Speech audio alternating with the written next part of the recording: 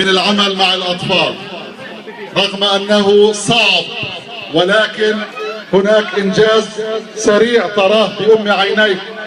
هؤلاء الأطفال أطفال فلسطين وأطفال مخيم بلاطة لا يكفيهم يوم ترفيه واحد.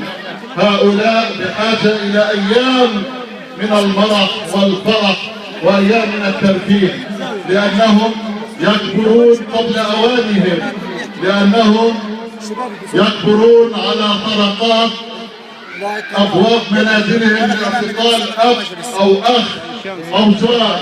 لذلك يحتاجون منا نحن في مؤسسات مخيم بلاطة وفي مؤسسات السلطة الفلسطينية، يحتاجون كل الدعم والرعاية الممكنة كي نخرجهم من هذا الوضع الصعب الذي وضعتهم به قوات الاحتلال الإسرائيلي التي تجتاح هذا المخيم شبه ليلي لاعتقال أحد المناضلين، وتقوم بترويع الأهالي والسكان وخاصة الأطفال.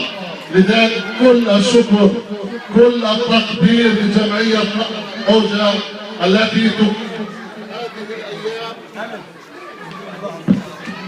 التي تقيم أيام ترفيهية، أيام فرح ومرح بالتعاون مع مؤسسة رواد الغد التي أحييها أيضا على دعمها ورعايتها هذا النشاط.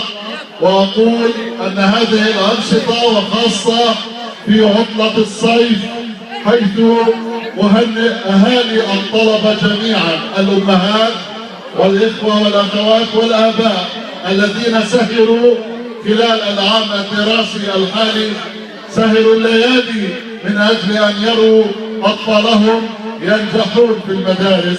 الآن مسؤوليتنا إحنا بالمؤسسات أن نحتضن هؤلاء الأطفال بعد أن احتضنتهم المدارس سنة دراسية كاملة. علينا أن نقيم لهم المخيمات الصيفية والأيام الترفيهية. لذلك أرجو من كل مؤسسات المخيم أن تحظوا حلو جمعية نهر الهوجة الخيرية، وأن تقيم المهرجانات وأيام الترفيه والمخيمات الصيفية حتى نقرن العلم بالعمل، وأن يخرج هؤلاء الأطفال الذين جلسوا سنة كاملة على مقاعد الدراسة أن تستوعبهم المؤسسات في أنشطة ترفيهية تعزز من القدرات العقلية، تعزز من المواهب والمهارات التي نراها كثيرا هنا في هذا المخيم، لأن الأطفال مبدعون، الأطفال لديهم طاقات كبيرة.